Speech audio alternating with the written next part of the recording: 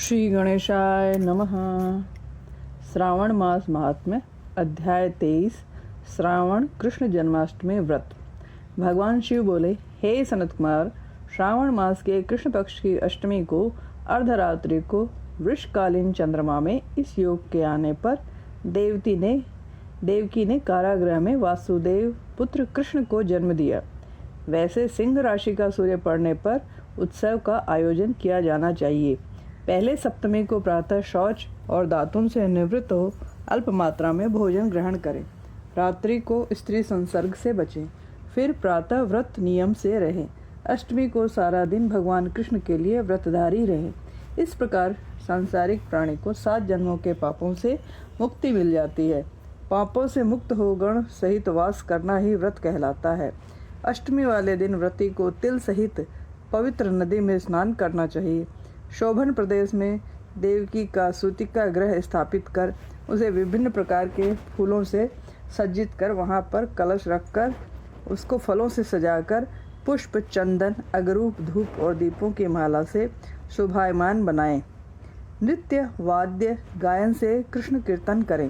दीवार के एकदम मध्य में षष्ठी देवी के साथ कृष्ण भगवान को स्थापित करें। अपनी अर्थ शक्ति के अनुसार यह प्रतिमा मिट्टी, तांबे, पीतल, चांदी अथवा सोने की बनवानी चाहिए। यह सभी प्रकार से रंगी हुई हो। ऐसी सर्व लक्षण वाली प्रतिमा के साथ शैया पर प्रसूता की प्रतिमा भी स्थापित करें।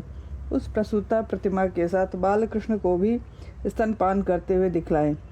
प्रसूता और बाल कृष्ण के साथ देव, यक्ष, विद्याधर और अमरों को भी हाथ जोड़े हुए मूर्ति स्वरूप अंकित करवाएं। साथ ही तलवार ढाल लिए हुए वासुदेव को भी स्थापित करवाएं। उन वासुदेव में कश्यप की, देवकी में अदिति की और बलदेव में शेषनाग की कल्पना करें। नंद, दक्षपति ब्रह्मा, गर्ग, गोपियां, अप्सराएं, गोपद, कालनेमी और उसके भेजे हुए असुर वृषासुर, धेनु, कुवलया, पीड़ तथा अन्य सूर्य असुर भी वहां पर चिन्हित किए जाने चाहिए। भगवान कृष्ण द्वारा अपने जीवन काल में किए गए कृत्य भी भली प्रकार से लिखकर पूजित किए जाने चाहिए। लगातार वेणु, वीणा, विनोद के साथ गाती हुई अप्सराओं द्वारा पूजित तथा श्रृंगार, दर्पण, दधि, कलश, दूर्वा आदि धारण किए हुए सुरों से सेवित प्रसन्न वदन वाली देवकी अपने पुत्र सहित प्रसन्न वदन शैया पर विश्राम करती हुई दिखाएं। विश्व ज्ञाता को पाप नाशवान मान शुरू में प्रणव और आखिर में नमः लगाकर चतुर्थ्यंत सहित भिन्न भिन्न नाम से कीर्तन करें। देवकी, वासुदेव, बलदेव, यशोदानंद सबकी भिन्न भिन्न रूप से पूजा करें। चंद्रमा के आकाश में उदित होने पर प्रभु को याद करते हुए उसे अर्घ देते हुए उच्चारण करें। हे क्षीरोदारणव, संभूत, अत्रि गोत्र, समुद्भव, आपको बारंबार प्रणाम है। हे रोहिणी नंदन, आप मेरा यह अर्घ स्वीकार करें। देवकी, यशोदा, यशोदानंद, चंद्रमा, रोहिणी व कृष्ण बलदेव का विधि विधान से पूजन करें। इस भांति यह सांसारिक प्राणी सब प्रकार की भोग उपभोग की वस्तुएं पा जाता है। यह कृष्ण जन्माष्टमी व्रत 1 करोड़ एकादशी उपवासों से भी अधिक श्रेष्ठ है। अष्टमी की रात्रि को पूजन कीर्तन कर नवमी को देवी भगवती विंध्यवासिनी का भी कृष्ण महोत्सव सम आयोजन करें। उस दिन भक्ति भाव से ब्राह्मणों को भोजन कराएं, उन्हें उचित दक्षिणा, गौ, धान, संपत्ति आदि देकर विदा करें और यह बोले, हे भगवान कृष्ण, आप मुझ पर हर्षित हो।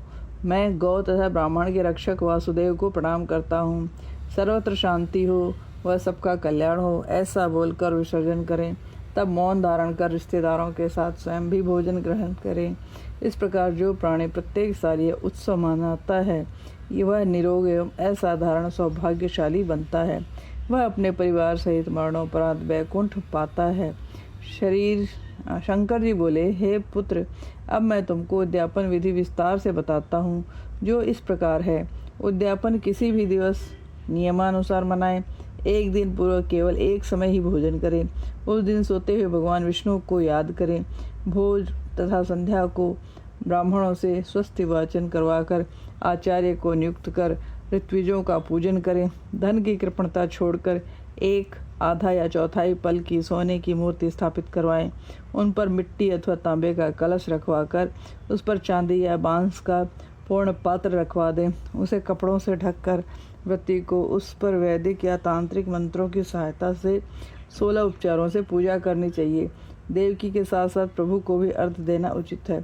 शंख में पवित्र जल, फल, फूल व चंदन डालकर नारिकेल फल के साथ पृथ्वी पर जानों के बल झुक कर बैठते हुए बोले, हे प्रभु, हे मुरारी, हे कृष्ण, आपका पृथ्वी रक्षा है तो भूमि पर अवतार हुआ है। करों के विनाश के लिए आप पृथ्वी पर अवतरित हुए हैं। आप मेरे तुच्छ भेंट को स्वीकार करें। पहले कही गई विधि से व्रती को चंद्रमा के लिए अर्घ देना चाहिए और बोलना चाहिए, हे जगन्नाथ, हे प्रभु, हे देवकी तनय, हे वासुदेव पुत्र, हे अनंत, आपको प्रणाम है। आप मुझे संसार सागर से पार लगाएं।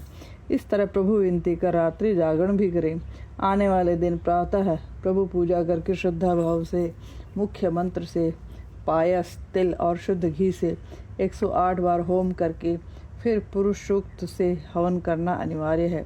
होम के लिए इद विष्णु मंत्र का उच्चारण कर फिर पूर्णाहुति होम आदि बाकी के कार्य पूरे करें। आचार्य की पूजा के लिए भूषणाच्छादन का प्रयोग करें। व्रत पूरा होने पर उन्हें 1 कपिला गाय दक्षिणा में दें। वह सुशीला, पयस्विनी, सवत्सा, सगुणा, स्वर्णशृंगी, रौष्यखुरा, कांस्य दोहिनी, युवा, पोती पूंछ वाली, पीठ जिसकी तांबे जैसी हो, वह गले में स्वर्ण घंटिका हो, ऐसी गोदान करने से व्रत पूरा हो जाता है। ऋत्विजों को वर्णानुसार ही श्रेष्ठता ज्ञान जानकर दक्षिणा प्रदान करनी चाहिए।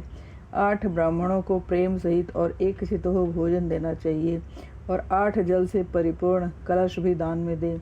तब उन ब्राह्मणों से आज्ञा लेकर अपने रिश्तेदारों सहित स्वयं भी आनंद पूर्वक भोजन ग्रहण करना चाहिए। शंकर जी बोले, हे वत्स, इस विधि से व्रत एवं उद्यापन करने से प्राणी सब दोषों से मुक्त हो जाता है और उसके समस्त दुष्कर्म नष्ट हो जाते हैं। वह इस लोक में भी अनंत काल तक भोग उपभोग कर मरणोपरांत वैकुंठ मोक्ष पाता है। इस 23वें अध्याय के पाठ श्रवण से दुष्कर्मों का नाश, चिर ऐश्वर्य व मोक्ष की प्राप्ति होती है। हर हर महादेव, हर हर महादेव।